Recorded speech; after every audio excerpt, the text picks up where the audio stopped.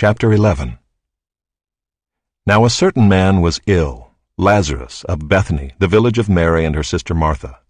It was Mary who anointed the Lord with ointment and wiped his feet with her hair, whose brother Lazarus was ill. So the sisters sent to him, saying, Lord, he whom you love is ill. But when Jesus heard it, he said, This illness does not lead to death. It is for the glory of God, so that the Son of God may be glorified through it. Now Jesus loved Martha and her sister and Lazarus. So when he heard that Lazarus was ill, he stayed 2 days longer in the place where he was. Then after this he said to the disciples, Let us go to Judea again. The disciples said to him, Rabbi, the Jews were just now seeking to stone you, and are you going there again? Jesus answered, Are there not 12 hours in the day? If anyone walks in the day, he does not stumble, because he sees the light of this world. But if anyone walks in the night, he stumbles, because the light is not in him. After saying these things, he said to them, Our friend Lazarus has fallen asleep, but I go to awaken him. The disciples said to him, Lord, if he has fallen asleep, he will recover. Now Jesus had spoken of his death, but they thought that he meant taking rest in sleep. Then Jesus told them plainly, Lazarus has died, and for your sake I am glad that I was not there, so that you may believe. But let us go to him. So Thomas, called the twin, said to his fellow disciples, Let us also go, that we may die with him. Now when Jesus came, he found that Lazarus had already been in the tomb 4 days.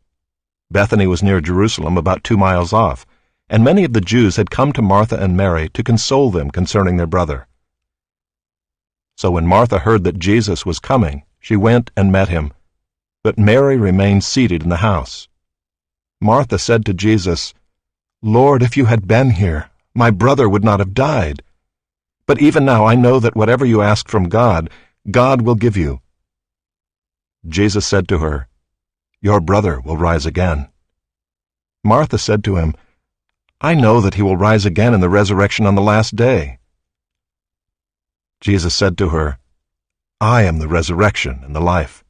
Whoever believes in me, though he die, yet shall he live. And everyone who lives and believes in me shall never die. Do you believe this? She said to him, Yes, Lord.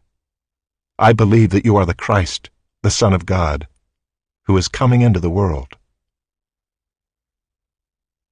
When she had said this, she went and called her sister Mary, saying in private, The teacher is here and is calling for you. And when she heard it, she rose quickly and went to him. Now Jesus had not yet come into the village, but was still in the place where Martha had met him. When the Jews who were with her in the house, consoling her, saw Mary rise quickly and go out, they followed her, supposing that she was going to the tomb to weep there. Now when Mary came to where Jesus was and saw him, she fell at his feet, saying to him, Lord, if you had been here, my brother would not have died.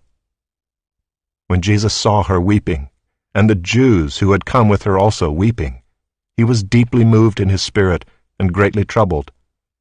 And he said, Where have you laid him? They said to him, Lord, come and see. Jesus wept. So the Jews said, See how he loved him. But some of them said, Could not he who opened the eyes of the blind man also have kept this man from dying? Then Jesus, deeply moved again, came to the tomb. It was a cave, and a stone lay against it. Jesus said, Take away the stone.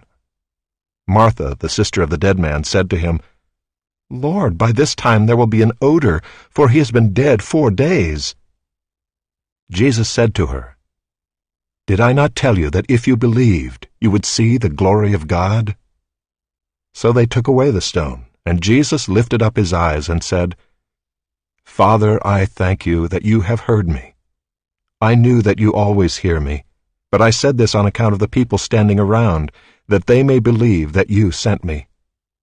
When he had said these things, he cried out with a loud voice, Lazarus, come out. The man who had died came out. his hands and feet bound with linen strips, and his face wrapped with a cloth. Jesus said to them, "Unbind him and let him go." Many of the Jews, therefore, who had come with Mary and had seen what he did, believed in him. But some of them went to the Pharisees and told them what Jesus had done. So the chief priests and the Pharisees gathered the council and said, "What are we to do? For this man performs many signs. If we let him go on like this, everyone will believe in him, and the Romans will come and take away both our place and our nation." But one of them, Caiaphas, who was high priest that year, said to them, "You know nothing at all, nor do you understand that it is better for you that one man should die for the people, not that the whole nation should perish." He did not say this of his own accord, but being high priest that year, he prophesied that Jesus would die for the nation, and not for the nation only, but also to gather into one the children of God who are scattered abroad.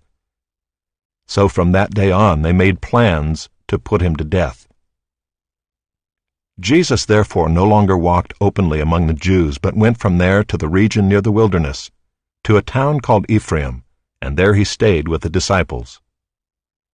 Now the Passover of the Jews was at hand, and many went up from the country to Jerusalem before the Passover to purify themselves.